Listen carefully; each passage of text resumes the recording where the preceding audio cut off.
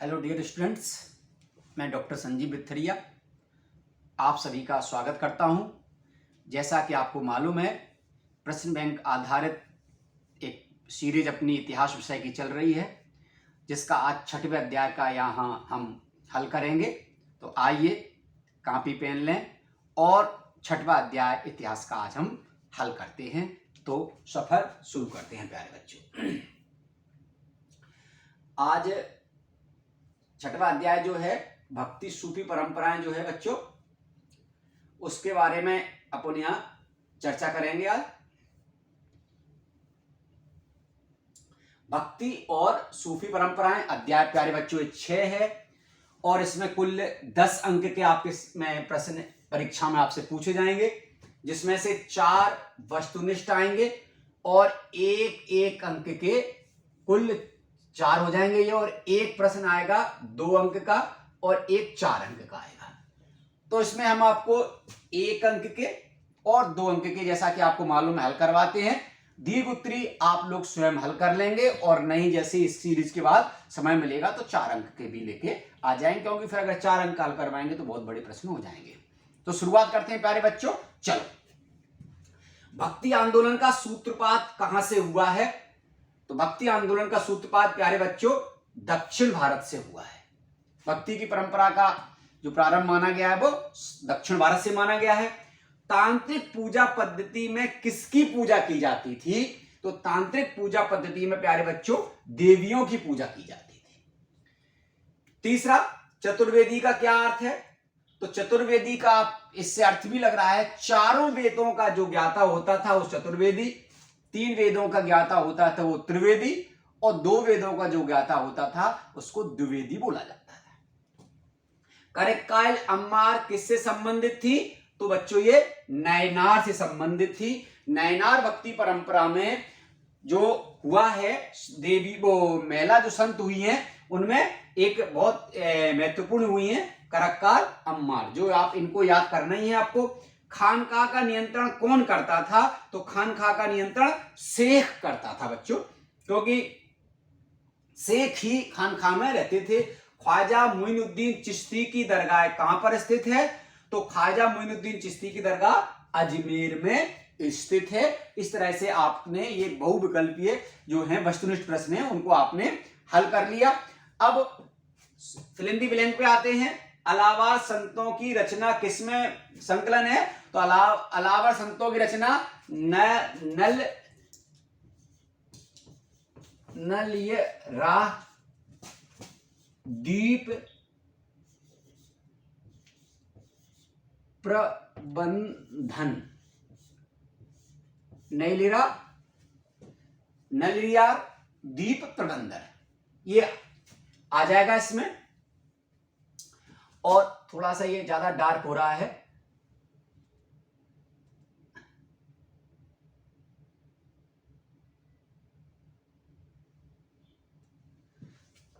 स्त्री अलावा संत कौन थी? अंडाल।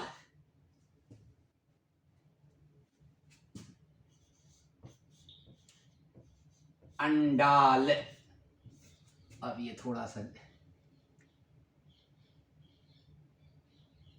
बस अंडाल, यहां बच्चों अंडाल आ जाएगा।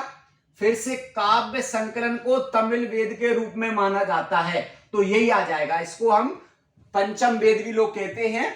ये है नलियार दीप प्रबंधन, यही आप इसमें आ जाएगा, एक तीसरे में आ जाएगा नलियार दीप प्रबंधन। अमीर खुसरो किसके शिष्य थे? निजाम उद्दीन औलिया। निजाम उद्दीन औलिया, ये निजामुद्दीन औलिया का आप लिख लेंगे, निजामुद्दीन औलिया। गुरु नानक देव का जन्म कहां हुआ? गुरु नानक देव का जन्म 1469 में ननकाना साहिब तलवंडी, आजकल ये बच्चों पंजाब में स्थित है। ननकाना साहिब में गुरु नानक जी, जो कि गुरु परंपरा जो सिख धर्म में है, वो प्रथम गुरु थे, सिख धर्म के संस्थापक भी थे, है ना। अब बंगाल में भक्ति आंदोलन का प्रसार, बंगाल में जो भक्ति आंदोलन चला है वो किसके द्वारा किया गया, ये आपसे पूछा जा रहा है इसमें। तो चैतन्य महाप्रभु, आप इसमें यहां पर चैतन्य लिख देंगे, चैतन्य महाप्रभु, ठीक है ना। चिश्ती संप्रदाय की स्थापना भारत में किसने की थी, तो आप यहां लिख देंगे मुइनुद्दीन चिश्ती, यहां लिख देते हैं भले ही आप, मुइनुद्दीन चिश्ती, ठीक है भैया, मुइनुद्दीन चिश्ती आप कर लेंगे। और प्रारंभिक भक्ति आंदोलन कब से माना गया, प्रारंभिक भक्ति आंदोलन लगभग 6ठी शताब्दी ईसा पूर्व से, 6ठी शताब्दी ईसवी से, सॉरी नॉट ईसा पूर्व, गलत बोल गया मैं, 6ठी शताब्दी ईसवी से प्रारंभिक भक्ति आंदोलन बच्चों माना गया है। अब हम सही जोड़ियों को मिलाएंगे। तो कबीर का संबंध है काशी से, 1 नंबर आ जाएगा यहां पर। रैदास रामानंद के शिष्य थे, रामानंद ये तीसरा आ जाएगा, राम के उपासक। निजामुद्दीन औलिया ये सूफी संत हैं। बासवन्ना ये कर्नाटक के थे, लिंगायत संप्रदाय के। और निम्बार्क रामकृष्ण के उपासक, ये छठवां आ जाएगा। ये आप देख लेंगे, आपकी सही जोड़ियां मिल जाएंगी। अब इस्लाम धर्म के ज्ञाता व संरक्षक उलेमा कहलाते हैं, बिल्कुल सत्य। शंकराचार्य द्वैतवाद के मत के थे, असत्य है। अद्वैतवाद के वो थे, अद्वैतवाद। अमीर खुसरो को हिंद का तोता कहा जाता है, बिल्कुल सत्य है। कबीर के गुरु चैतन्य महाप्रभु थे, बिल्कुल असत्य है, रामानंदी परंपरा के थे ये। सूफियों ने कुरान की व्याख्या अपने निजी अनुभवों के आधार पर की, सत्य है। मीराबाई मेड़ता के शासक रतन सिंह की पुत्री थी, सत्य है। ये इस प्रकार से आप इसको देख लेना। 5वें में अगर आप बात करें बच्चों, तो भक्ति परंपरा के 2 वर्ग कौन कौन से थे। तो भक्ति परंपरा में सगुण और निर्गुण 2 परंपराएं हैं। और इसको आप बच्चों वैसे भी याद कर लेना, क्योंकि ये भले इसमें नहीं है लेकिन वो आपसे 2 नंबर में पूछ सकते हैं। सगुण से क्या आशा है, निर्गुण से क्या आशा है। तो यहां पर भक्ति परंपरा कौन कौन सी मुख्य मार्ग, इस पे आ जाएगा सगुण। इस पे अभी आपका क्वेश्चन वैसे बना हुआ है, तो आपसे हम बात कर रहे हैं अभी 2 नंबर वालों में। और निर्गुण है ना, निर्गुण। फिर वीर शैव का किसने नेतृत्व, वीर शैव आंदोलन किसके नेतृत्व में हुआ, तो आप ऊपर पढ़ के ही आए हैं, बासव वन्ना। चोल वंश का शासन कब से कब तक था, तो आप लिख लो, इसमें जगह नहीं है। वैसे 6ठी शताब्दी ईसवी से 9वीं शताब्दी ईसवी तक, ठीक है ना। पद्मावत के नामक प्रेमाख्यान किसने लिखा, मलिक मोहम्मद जायसी ने। खालसा पंथ की स्थापना किसने की, गुरु गोविंद सिंह जी, सिख धर्म के 10वें और अंतिम गुरु। बौद्ध देवी मारीची कहां स्थित है, बिहार। ख्वाजा मोइनुद्दीन चिश्ती की मजार पर पहली इमारत किसने बनवाई या कब बनी, तो सबसे पहली बनाई गियासुद्दीन खिलजी ने। क्या लिखेंगे इस पर अपन, गियास उद्दीन खिलजी। ये खिलजी वंश के संस्थापक भी थे बच्चों। इस तरह से हमने ये 2-2 अंक के कर लिए, 1 अंक के कर लिए। अब 2 अंक पर अपन बात करते हैं। जो सबसे पहले 2 अंक का आपसे प्रश्न पूछा जा रहा है वो मात्र ग्रहता से आप क्या समझते हैं। बहुत सरल प्रश्न है। मात्र ग्रहता से आशा है बच्चों ऐसी परंपरा से है जिसमें माता या मातृवंश की परंपरा रही हो और इसमें पुत्री विवाह के बाद वहां कहां पर अपने ससुराल में न जाते हुए कहां रहती है, अपने मायके में ही रहती है और पति उसके मायके में ही यानी पति पिता के घर रहने को आता है। देखो यह मातृ सत्तात्मक समाज की प्रथा है जिसमें स्त्रियों को प्रधानता दी जाती है। स्त्रियों को विवाह के बाद अपने पति के घर जाने की आवश्यकता नहीं होती है बल्कि अपने मायके में रहती हैं और इनके पति को उनके पास आकर रहना पड़ता है। मायका मतलब पिता का घर। शेख निजामुद्दीन औलिया के बारे में आप क्या जानते हैं? तो शेख निजामुद्दीन औलिया के बारे में, बाबा फरीद के शिष्य, ये उत्तर है यहां से, बाबा फरीद के शिष्य शेख निजामुद्दीन औलिया ने दिल्ली को अपनी कर्मभूमि बनाई। वे दिल्ली सल्तनत के किसी भी सुल्तान के दरबार में नहीं गए। उनके शिष्य उन्हें महबूबे इलाही के नाम से पुकारते थे। ये बहुत ही पॉपुलर सूफी संतों में से एक संत रहे हैं भारत में, संत जो सूफी परंपरा में माने अपन तो।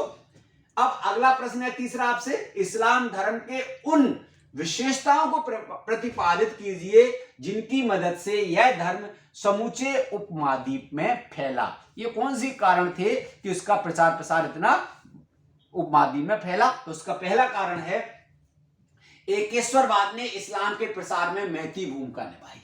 एक बड़ा कारण माना जाता है कि वो उनका एक ही आज अब ईश्वर कह लो या मान्य उपासक कह ले, जो है वो एक ही के हैं, अल्लाह के हैं, और उनका एक ही रसूल है और वो मोहम्मद साहब पैगंबर के नाम से जाने गए।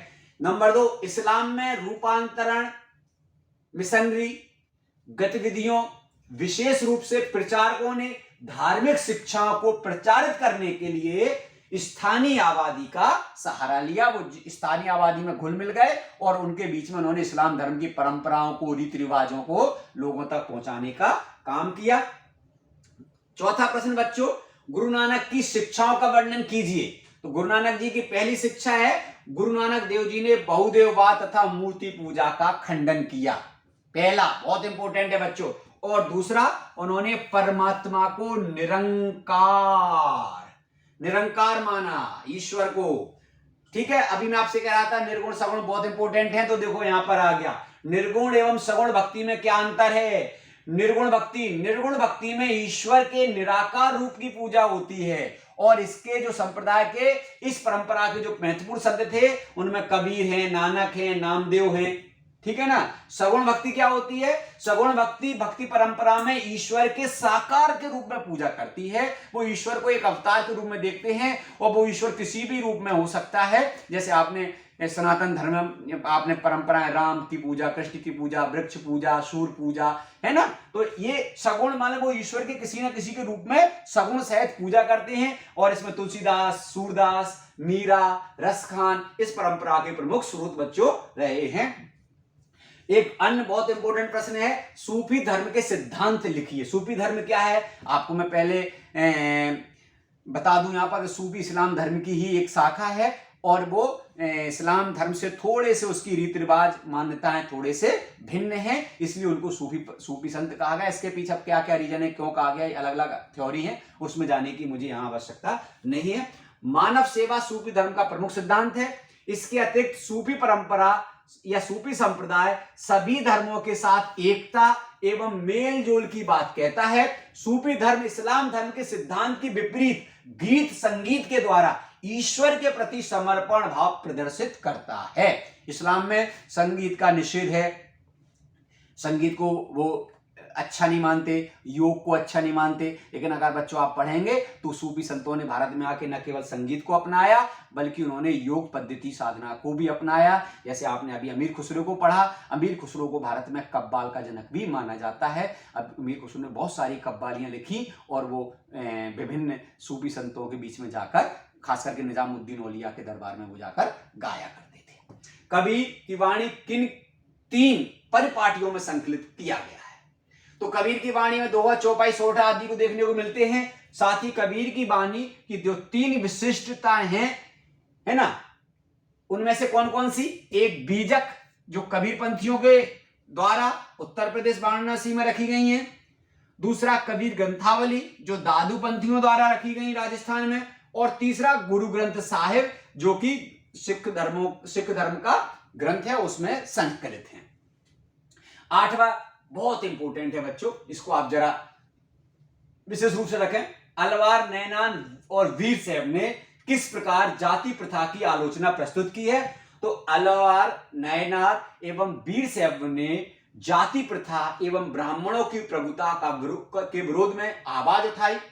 इन ग्रंथों में विविध समुदाय जैसे ब्राह्मण, शिल्पकार, किसान, कुछ तो उन जातियों से भी लोग आए जिन्हें अस्पृश्य माना जाता था, और ये तभी सब संभव हो सका जब उन्होंने जाति प्रथा का विरोध कर भारतीयों को या मानव को समानता के भाव से देखा। 9वां, तांत्रिक पद्धति और वैदिक परंपरा में संघर्ष के क्या कारण थे? वैदिक परंपरा को मानने वाले उन सभी तरीकों की निंदा करते थे जो ईश्वर की उपासना के लिए मंत्रों के उच्चारण तथा यज्ञों के संपादन से हटकर थे। सनातनी परंपरा में बच्चों मंत्रों का विशेष महत्व है, यज्ञ का विशेष महत्व है, ये पूजा की प्रमुख पद्धति रही है।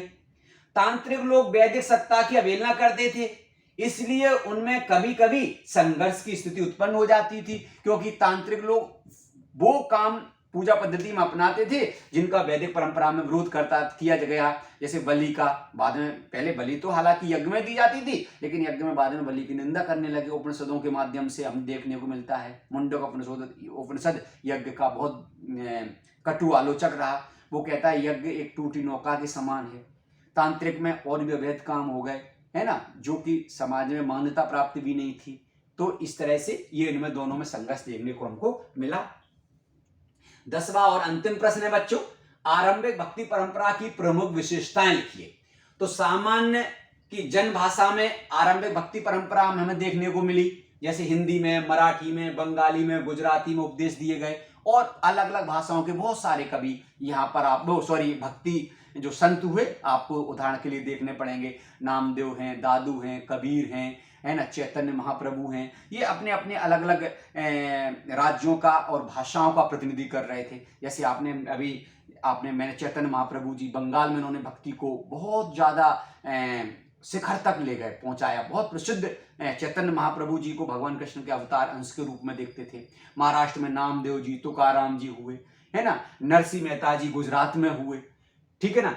हिंदी में आपको पता ही है, सूर, हिंदी में एक बड़ी श्रृंखला रही, सूर, मीरा देखने को मिले। तो इन्होंने भक्ति परंपरा में पहली विशेषता ये रही कि उन्होंने जो संस्कृत भाषा थी, देव भाषा को छोड़कर लोक भाषाओं में, हिंदी, मराठी में अपने गीतों की रचना की, लोगों के बीच जाकर गाया, सुनाया, कथाएं कहीं, पॉपुलरिटी बढ़ी। और दूसरा, अंतिम भक्ति पंथ की उपासना की विधियों के रूप में कर्मकांड तथा आज्ञाओं का परित्याग किया गया। तो इस तरह से आपने ये अध्याय लिया। हाँ, ये बात सही है कि मैं अंशुमन शर्मा जी ने कहा कि सर वीडियो डालो, उन्होंने कमेंट किया, लेट हो गया, कुछ परिस्थितियां रहीं। अब शीघ्र ही अगली इकाई लेकर मैं आपके सामने उपस्थित होऊंगा। तब तक पढ़ते रहिए। जय हिंद, जय भारत।